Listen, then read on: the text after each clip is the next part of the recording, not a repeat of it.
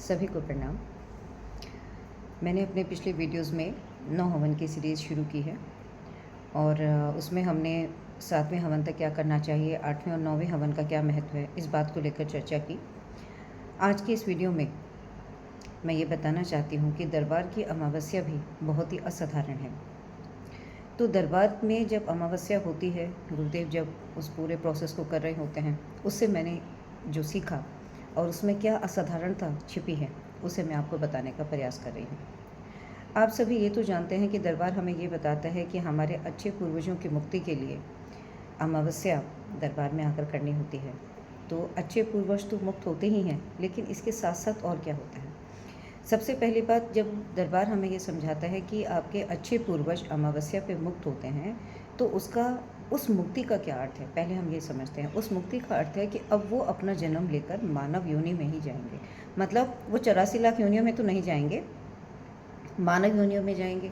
या फिर यह है कि मतलब कई बार होता है ना, हर आत्मा की अपनी एक अलग अलग चाह होती है, उसका अपना एक अलग अलग कर्म पथ होता है।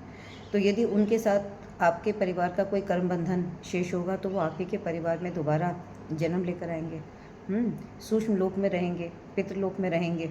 या किसी आपके साथ कोई कर्म बंधन नहीं है, तो वो अपना कोई एक नया जीवन सृष्टि की व्यवस्था के अनुसार, उनका जो अपना कार्मिक पाथ होगा उसके अकॉर्डिंगली उनको एक नया जीवन मिलेगा। लेकिन क्या है कि वो सभी पितृ 84 लाख योनियों से मुक्त होंगे। यहाँ पर सबसे बढ़िया बात जो समझने वाली है कि यहाँ सिर्फ हमारे पूर्वज मुक्त ही नहीं हो रहे, पूर्वज उस पूरे प्रोसेस के दौरान आपके अंदर से सारी अपनी संचित स्मृतियाँ भी साथ ले जाते हैं। ये एक बहुत ही महीन और बहुत ही गहराई से समझने वाली बात है। देखिए, आप नहीं जानते कि आपके पितृ आपके साथ, आपके इस जीवन की यात्रा के साथ अनंत जन्मों से कितने समय से रह रहे थे। अब जैसे एक लड़की है, वो तो मैरिड भी हो जाती है, तो वो तो दूसरे परिवार के पितरों से भी जुड़ती है, तो कितना ज़्यादा एक्सचेंज होता है इस पूरे प्रोसेस में। तो आप नहीं जानते कि आपके साथ इस माइट में पूर्वज कितने समय से रह रहे थे। तो जब वो रह रहे थे, तो उनके अंदर भी आकाश, अग्नि और वायु का 3 तत्वों का शरीर है। तो मन तो आकाश तत्व है ना, तो मन तो उनके अंदर भी था। वो भी आपके अंदर रह करके सोचते थे, अच्छा सोचते थे, बुरा सोचते थे। अच्छे पूर्वज जब आपको तकलीफ़ में देखते होंगे, तो आप उनके अंदर भी आपकी चिंता के भाव, मतलब अलग अलग तरह से पूर्वजों के भी अपना भाव, उनका भी जो भाव शरीर था वो आपके भाव शरीर के साथ जुड़ा हुआ था। तो उनके भी भाव थे, उनके भाव से उनके प्रति उत्तर में आप भी सोचते थे। मान लीजिए आपके अंदर कोई बैठकर कोई विचार आ रहा है, तो उस विचार के रिस्पॉन्स में आपके अंदर भी विचार आता है।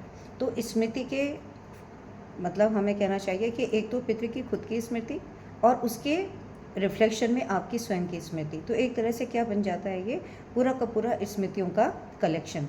तो जब अमावस्या में हमारे पूर्वज जा रहे हैं, तो उस समय पूर्वजों के जाते समय में पितृ अपनी सारी संचित स्मृतियों को साथ ले जा रहे हैं। देखिए, यहाँ पर ये बात और भी समझनी चाहिए कि हर पूर्वज की अपनी एक कार्मिक यात्रा है। जैसा मैंने अपने पहले वीडियोस में भी कहा कि ये ज़रूरी नहीं है कि ये पूर्वज जो भी आपके साथ इस जन्म के अंदर या आपके साथ इस समय माइट में है, हम नहीं जानते कि वो कितने समय से हैं, है ना, पिछले कितने जन्मों से आपके साथ है, उससे पहले उनकी क्या कार्मिक यात्रा थी, तो कोई नहीं जानता।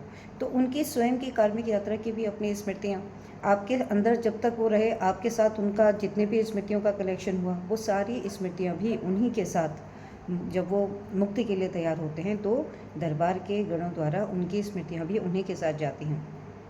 इस बात का गहराई से अर्थ ये भी समझना चाहिए कि देखिए, जब इंसान वृद्धावस्था की ओर जाता है, तो ये शरीर मतलब अपनी शक्ति को क्षीण करता जाता है। और अधिकतर ऐसा होता है क्योंकि आजकल हम सात्विक बात के ऊपर नहीं चलते, तो ज़्यादा से ज़्यादा 40 ईयर्स या 50 ईयर्स के बाद इंसान का जो शरीर है वो बीमारियों से घिर जाता है ना। आज तो दरबार आपको पूर्णतया स्वस्थ होने के रास्ते पे ले जा रहा है, क्योंकि स्वस्थ होने का असली आधार कर्म की स्मृति है। लेकिन इससे पहले तो ऐसा ट्रीटमेंट ही नहीं था। हम जो सोचते हैं कि हमने दवाएं खा ली और अपने आप को स्वस्थ कर लिया, ऐसा होता नहीं है। मतलब बीमारी का कारण कहीं ना कहीं कारण शरीर में, सूक्ष्म शरीर में अंकित ही होता है। और कारण शरीर और सूक्ष्म शरीर पितरों के अंदर भी होता है। इसलिए जब पितर अपनी सारी स्मृतियाँ लेके जा रहे हैं आपके अंदर से उस प्रोसेस में, तो वो अपनी सारी रोगी स्मृतियाँ भी साथ लेके जा रहे हैं। और क्योंकि वो रोगी स्मृतियाँ उनके जाने से पहले आप ही के शरीर का, आप ही के एनर्जी बॉडीज़ का हिस्सा थी, तो आप भी पितरों की बीमारियों से उस समय में, उस प्रोसेस में मुक्त हो रहे हैं। क्योंकि आधार क्या है? स्मृति। तो जब पितृ जाएंगे तो पितरों के जो भाव शरीर, आपके अंदर कोई विचार आते थे, हो सकता है वो विचार बुरे आपके ना हो, आपके पितरों के अंदर कोई भी हो, है ना, तो सारी की सारी उनकी जब संचित स्मृतियाँ जाती हैं तो उसमें उनकी रोगी स्मृतियाँ भी जाती हैं। एक दूसरी इंपॉर्टेंट बात ये होती है कि जब कोई व्यक्ति मृत्यु को प्राप्त होता है तो मृत्यु के समय के जो कष्ट होते हैं वो उसके अंदर बने ही रहते हैं। इसलिए कहते हैं कि अंतमति सुगति एक बहुत ही इंपॉर्टेंट स्टेप है। उस समय में एनर्जी का फ्लो रुक जाता है। तो जितनी भी वो संचित उनके मृत्यु के समय के भी जो कष्ट होंगे उसकी भी स्मृतियाँ आप ही के साथ इंटीग्रेटेड थी। क्योंकि जब पितृ आपके अंदर था तो पितरों की मृत्यु के समय के कष्ट, उनके जीवन काल के सारे कष्ट, उनके सारे बीमारियों के कष्ट, सारी स्मृतियाँ आपके अंदर थी। तो ये खाली मतलब इस पूरे प्रोसेस के अंदर हम पितृ ही नहीं जा रहे, उनके साथ उनकी सारी संचित स्मृतियाँ भी जा रही हैं। ठीक है। तीसरी इम्पॉर्टेंट बात, दरबार में बताता है कि जब हम अमावस्या के हवन को और जो गुरुदेव आदेश दे रहे होते हैं दिव्य गणों को करने के लिए, उससे ये पता चलता है कि दरबार कहते हैं कि अंग जो खराब हो गए या पितरों से जो उनके अंग चुरा के ले गए वो अंग भी उन्हें वापस कर दिया जाए। ये भी अपने आप में फर्स्ट टाइम धरती के ऊपर होकर हो रहा है, बिल्कुल ही यूनिक वे में। अंग का चुरा लेना ये क्या है? देखिए, जैसे हम इसको ऐसे समझते हैं कि दरबार हमें ये समझाता है कि जब कोई मानव देह होती है उसके अंदर 7 शरीर होते हैं, स्थूल शरीर, सूक्ष्म शरीर, कारण शरीर, तूर्य शरीर, आत्म शरीर, ब्रह्म शरीर और निर्वाण शरीर, है ना। जो पितृ हैं वो आत्मा के स्वरूप में है, मतलब जीवन के स्वरूप में है। उनके साथ स्थूल शरीर नहीं है, मतलब बाकी के शरीर तो हैं। तो वो आप ही के अंदर की एनर्जी बॉडीज़ का हिस्सा है ना।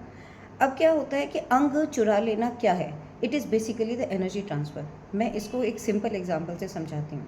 फॉर एग्जांपल, मेरे अंदर मेरे दादाजी रह रहे हैं और उनको मान लीजिए अपने जीवन काल के अंदर हार्ट की प्रॉब्लम थी।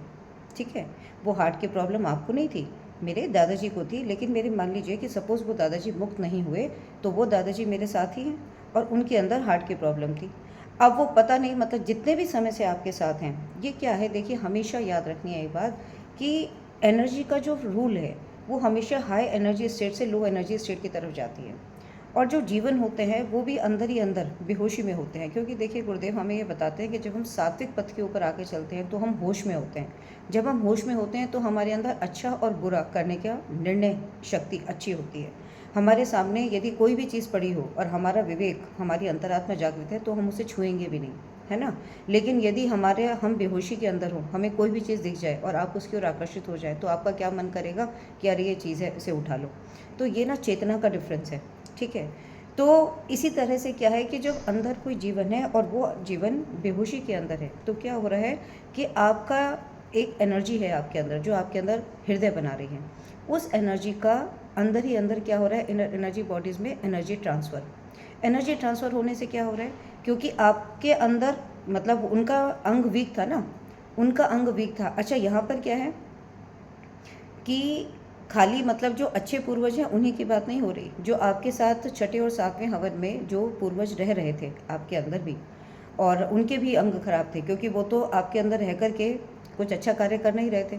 तो वो क्या करते थे कि वो आप ही के अंग को बदल लेते थे। ये अंग का बदलना किस लेवल पे हो रहा है, ये भी ऊर्जा के लेवल पर हो रहा है। यदि कई सारे पितृ हों और मान लीजिए कि उनका अपना हार्ट कमज़ोर था तो वो अपने आप को सशक्त करने के लिए क्या करते हैं, आपकी एनर्जी ही अंदर सोखते रहते हैं उसी ऑर्गन की। तो उनका तो वो अंग स्ट्रांग हो जाता है और आपका वो अंग वीक हो जाता है और आपको वो बीमारी एमर्ज होने लगती है कि मेरे को हार्ट प्रॉब्लम हो गई।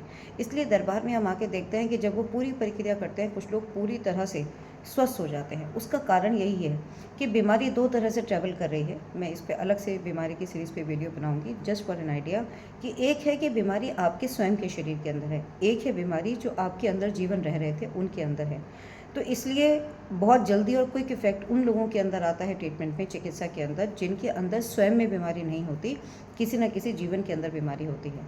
तो पूरी प्रक्रिया के अंदर क्योंकि जीवन अपनी स्मृतियों के साथ आपके ऊर्जा पथ से जाता ही है, तो इसीलिए आप तुरंत ही आपके अंदर फ़र्क आ जाता है। ठीक है। परेशानी या समय थोड़ा वहाँ लगता है जहाँ आपके अंदर सेम प्रॉब्लम है। मतलब आपको यदि हार्ट की प्रॉब्लम होती तो आपको समय लगेगा, क्योंकि हार्ट एक कारण से अपनी डिक्लाइन एनर्जी स्टेट के अंदर गया है, वो आज ऑर्गन काम नहीं कर रहा, तो उसके पीछे कहीं ना कहीं कारण होगा, तो उसको बाद में चर्चा करेंगे हम। तो इसीलिए इस पूरे प्रोसेस में क्या हुआ, पितृ मुक्त हो रहे हैं। पितृ मुक्त हो रहे हैं, अपनी संचित स्मृतियाँ ले जा रहे हैं, है ना, अपनी रोगी नकारात्मक स्मृतियाँ लेकर जा रहे हैं। आपके जो अंग पितरों के द्वारा क्षीण हुए वो ऊर्जा पितरों से ही लेकर के वापस आप ही को दी जाती है। तो ये भी काम दरबार कर रहा है कि आपके अंगों को स्वस्थ कर रहा है उस पूरे प्रोसेस में, और उनके अंगों की ऊर्जा उनको वापस कर रहा है। ठीक है। और दूसरा सबसे बड़ी बात जो शायद धरती पर कभी भी नहीं हुई, मतलब हालांकि इन पूरे प्रोसेस में से धरती पर अभी तक ऐसा कुछ हुआ ही नहीं, लेकिन जो सबसे इम्पॉर्टेंट बात है कि अब आपके पितर भी, उनका भी ट्रीटमेंट देखिए, ये ना पूरा प्रोसेस, ये सारा जो चिकित्सा है, मेरे को ऐसा लगता है कि स्मृति की चिकित्सा है। तो पितरों भी जब आपके एनर्जी पास से जा रहे हैं तो उनकी भी हीलिंग हो रही है ना। उनके अंदर से भी सूक्ष्म रूप में बहुत सारी नकारात्मक स्मृतियाँ निकाल करके, जिस तरह दरबार स्थूल में आपकी कालिमा शुद्धि कर रहा है ना, आपकी स्मृति चिकित्सा कर रहा है, ऐसे ही जब वो अपने अपने एनर्जी पथ पे आगे के रास्ते पे जाते होंगे तो उनकी भी पूरी चिकित्सा होती है। और जब वो दोबारा जन्म लेकर इस पृथ्वी पर आएंगे, आपके परिवार में आए या किसी भी अन्य लोक में जाएं, वो भी स्वस्थ जीवन लेकर आएंगे, क्योंकि चिकित्सा आपकी दरबार से जुड़कर स्थूल रूप में हो रही है, और जो भी जीवन आपके एनर्जी पथ से जा रहे हैं उनकी सूक्ष्म में चिकित्सा हो रही है। तो यदि हम इसे बड़े पैमाने पर देखें तो मुझे ऐसा लगता है मतलब कि पूरा ब्रह्मांड दरबार से जुड़ने के बाद सुव्यवस्थित होगा। जहाँ जो एनर्जी पाथ मतलब आज कॉम्प्लिकेटेड हो गया है कि जिसमें 84 लाख योनियों के जीवन भी आपके साथ हैं, जो मतलब कई आपका बहुत तरह के जीवन, जैसे मंदिरों में गए आपने, आपके पास अनेक तरह के जीवन आ गए, है ना, पितृ आपके साथ आ गए, वो भी कुछ ना कुछ कर्म करते रहे। तो इन सब का एक साथ एक एनर्जी बॉडी में, ह्यूमन बॉडी में रहकर कैसे होगा, है ना। जब हर जीवन अपने अपने आगे के कार्मिक पथ पे जाएगा, तब आपकी एनर्जी, जो बॉडी की एनर्जी है, वो किस में आएगी, स्टैटिक से डायनेमिक फॉर्म में आएगी, है ना। क्योंकि इंसान अदृश्य रूप से बहुत कुछ अपने अंदर लाते हुए हैं। तो जब वो भी अपने अपने उससे मुक्त होंगे, वो भी जब हील होंगे, उनको दोबारा से हील होकर दोबारा नया जन्म मिलेगा। इसलिए दरबार में गुरुदेव हमें क्या समझाते हैं, गुरुदेव हमें ये समझाते हैं कि आप सदा स्वस्थ ही रहेंगे। वो स्वस्थ इसलिए कहते हैं क्योंकि अब तक कि आपने जो भी आपके पास नकारात्मक शक्ति था उसे तो दरबार ने हटा दिया। अरबों खरबों स्मृतियाँ हट जाती हैं दरबार से जुड़ने के बाद, तो आपकी उतनी लादी तो उतर ही जाती है ना। फिर उसके बाद भी जो जीवन जा रहे हैं वो भी आगे स्वस्थ होकर के नया जन्म लेंगे, है ना। और वो स्वस्थ होंगे। स्वस्थ होने का अर्थ है क्योंकि बीमारी का जो मूल कारण है वो उसकी कॉजल बॉडी के अंदर है, कारण शरीर के अंदर है। तो यहाँ पर पूरी चिकित्सा ही कारण शरीर की हो रही है ना। कर्म की स्मृति नष्ट हो रही है। और इससे भी बड़ी बात ये भी है कि दरबार जो है वो पूर्वजों से, आपके अंदर से भी और पूर्वजों के अंदर से भी उनका मोह समाप्त करता है। ये बहुत ही ज़रूरी है। देखिए, हम अज्ञानतावश जो है मोह से जाने के बाद भी जुड़े रहते हैं। हमें ये समझना ही चाहिए, बल्कि हमें बचपन से इस बात को याद रखना चाहिए कि जब भी कोई जीवन हमारे साथ आता है वो हमारा कार्मिक अकाउंट है, लेना या देना। वो हमें इस जीवन में आकर कुछ भी अच्छा या बुरा दे रहा है, उसके साथ हमारा पिछले जन्म का एक संबंध है।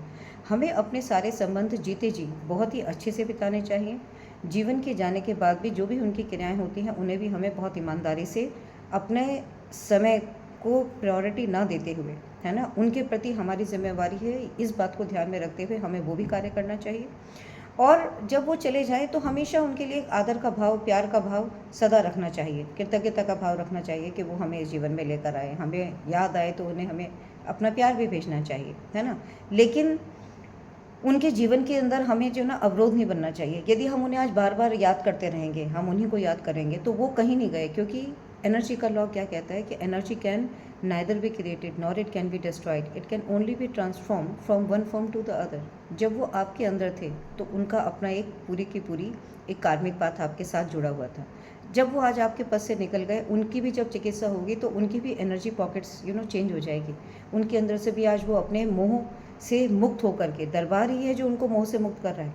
नहीं तो क्या होता है, यदि दरबार ना होता और उनकी मोह की स्मृतियाँ ख़त्म ना करें तो वो भी आपकी तरफ अट्रैक्ट हो रहे हैं, आप भी उनकी तरफ अट्रैक्ट हो रहे हैं, आप भी अनजाने में उन्हें याद किए जा रहे हैं। तो वो जब आप जिसको याद करते हैं तो उसके साथ हमारा भाव जुड़ जाता है, भाव जुड़ जाता है तो स्मृतियाँ ट्रांसफ़र होती रहती हैं। क्योंकि स्मृतियाँ कहाँ बन रही हैं, आकाश तत्व में। आप किसी को बैठ के रोज़ सोचे जाओगे तो उसके पास जो ऊर्जा है वो आपके अंदर स्वतः ही प्रवाह होने लगेगी, है ना। तो दरबार क्या कर रहा है, मोह को भंग कर रहा है। आपके अंदर से भी मोह हटा रहा है, उनके अंदर से भी मोह हटा रहा है कि भैया आपका जहाँ तक ही लेना देना था, अब आप उन्हें, वो अपने मुक्ति के रास्ते पर, अपने आगे की जीवन यात्रा पर वो अग्रसर हैं।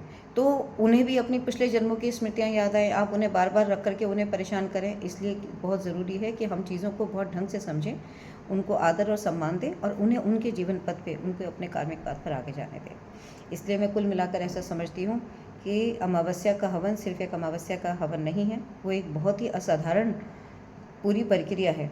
इसलिए अमावस्या के हवन के सारे प्रोसेस को भी समझते हुए दरबार में जाकर ही करना चाहिए। और मैं ये भी कहना चाहती हूँ कि मतलब हो सके जीवन में कुछ भी इम्पोर्टेंट नहीं है, पैसा कमाना, छुट्टी ना मिलना, ये सब तो एक बातें हैं सिर्फ, है ना। जब हम अपने कर्तव्यों के प्रति सजग होते हैं तो जितने भी लोग हमने डीएनए में रखे होते हैं, सबसे अच्छा ये है कि सभी लोग एक साथ जाएं, सभी लोग पूरे प्रोसेस को एक साथ करें, ठीक है। तो उससे क्या होता है कि मतलब हर किसी का ज़्यादा अच्छा बेनिफिट मिलता है। कहने को दरबार कहता है कि भाई आप एक जना भी जाकर के कोई अमावस्या कर सकता है, लेकिन यदि समय है, समय होना ही चाहिए। मैं ये नहीं कहूँगी यदि समय है, समय होना ही चाहिए। आप सबको ही पूरा का पूरा प्रोसेस, जितनी भी प्रक्रिया है, डीएनए के सभी लोग यदि मिल करके अपना सारा पूरा प्लान करके काम करें तो आपको उससे ज़्यादा लाभ मिलेगा, ठीक है। और मैं अभी एक वीडियो और बनाती हूँ जिसमें मैं छोटी छोटी बातें आपको बताना चाहती हूँ कि जब आप कोई भी हवन करें, कोई भी संकल्प करें, तो यदि आप इन छोटी छोटी बातों का ध्यान रखेंगे तो आपको उससे ज़्यादा फ़ायदा मिलेगा। आप करके देखिएगा, ठीक है। प्रणाम।